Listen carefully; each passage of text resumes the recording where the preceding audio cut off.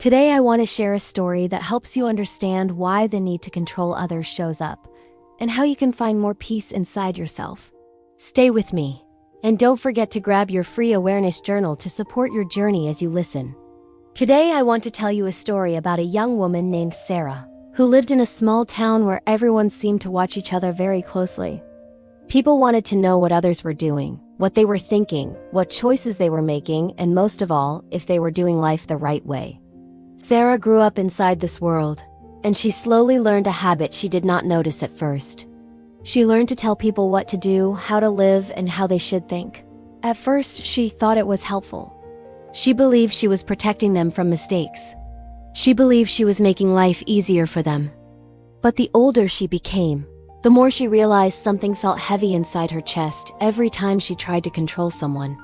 It felt like she was carrying a heavy bag full of worry and fear, yet she did not know why she kept doing it. One day Sara had a hard moment with her younger brother Daniel. He had a dream to leave town and study art in another state. She wanted him to stay home, take a safe job, and live close to the family. She kept pushing her opinions, raising her voice, and telling him what was best for him. Daniel finally looked at her with tired eyes and said, "Sara, I know you love me, but when you tell me what to do all the time, I feel like you don't trust me. I want to make my own life decisions." His words stayed in her heart like a soft echo. It did not hurt her in an angry way. It hurt her in a truth way. That night, she could not sleep. She sat near her window watching the stars, wondering why she felt this strong urge to control people she cared about. She whispered to herself, "Why do I want to control others? What am I scared of happening?" As she sat in the quiet, she remembered moments from her childhood. She remembered how her mother used to tell her exactly what to do every minute of the day. If she put a book in the wrong place, she heard about it. If she sat in the wrong seat, she heard about it. If she shared an idea that sounded unusual, her mother shut it down. As a child, Sara felt small, nervous, and unsure of herself. She learned to believe that the world was not safe unless someone was in charge. And because her mother controlled everything, Sara grew up thinking that control was the way to stay safe. She did not know any other way. When she realized this, she took a long, deep breath. She understood something important for the first time. The desire to control other people was really the desire to calm her own fear. It was the fear that if others made their own choices, something bad might happen, and she would feel unsafe again. She cried a little because the truth felt like fresh air to her. It was a mix of sadness and relief. Over the next days, she started observing herself. Every time she wanted to tell someone what to do, she stopped for just a moment and asked, "Is this really about them? Or is this about my fear?" She started noticing the thoughts in her head. Thoughts like, "If they do this wrong, I will suffer." Or, "If they make a mistake, I will have to fix it." She realized these thoughts were coming from old memories, not from the real world in front of her. People around her were grown, capable, and allowed to choose their own path. She just never learned to trust that before. One afternoon she went for a walk in the park and met an older man named Mr. Lee who liked to feed birds.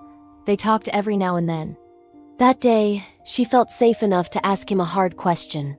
She said, "Why do you think people try to control each other?"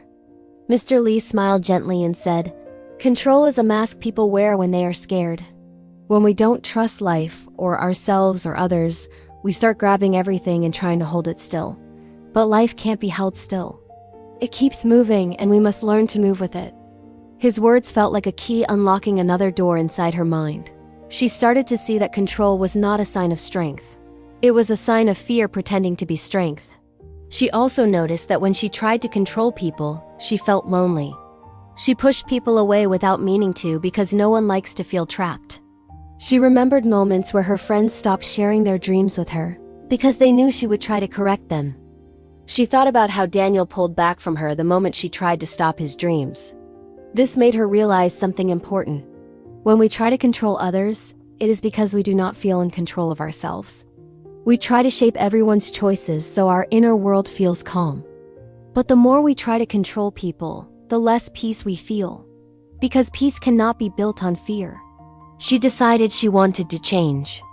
Not quickly, not perfectly, but one moment at a time.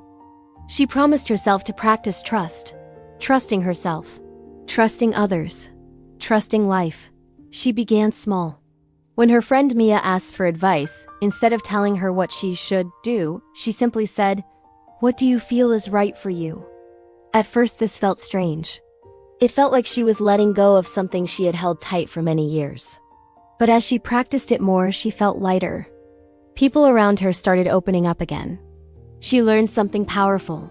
People do not need control. They need space to grow. Even the people we love. Even the people we worry about. One evening, Daniel came home for a visit. He looked happy and full of life.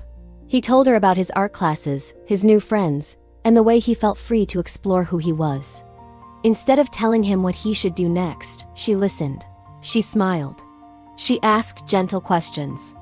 She allowed him to be himself. After a long talk, Daniel said, "You feel different now. I feel like you finally see me." Her heart warmed in a way she had never felt before. She realized that letting people be themselves was not scary. It was beautiful. Over time, Sara learned that the desire to control others came from old fears, old wounds, old beliefs that she did not choose but grew up inside. She learned that understanding her emotions helped her step out of that pattern. She also learned that thoughts can lie, especially thoughts that come from fear. She discovered that she did not need to fix everyone. She only needed to take care of her own inner world. And doing that gave her more peace than control ever gave her. As months passed, she became someone new. She became someone who supported people without forcing them. Someone who understood that love is not control, love is trust. Someone who could feel fear and still choose freedom. People started coming to her for encouragement because they felt safe around her. They knew she would not judge their path. They knew she would not try to shape their life into her version of right. She learned that life is not about managing people. It is about managing your thoughts and emotions with honesty and kindness. It is about knowing that each person has their own journey, their own lessons, their own timing. It is about seeing that trying to control others is really a sign that we do not feel safe inside ourselves. And when we work on that inner safety, the need to control fades like fog under the morning sun. This story shows how understanding ourselves can change everything.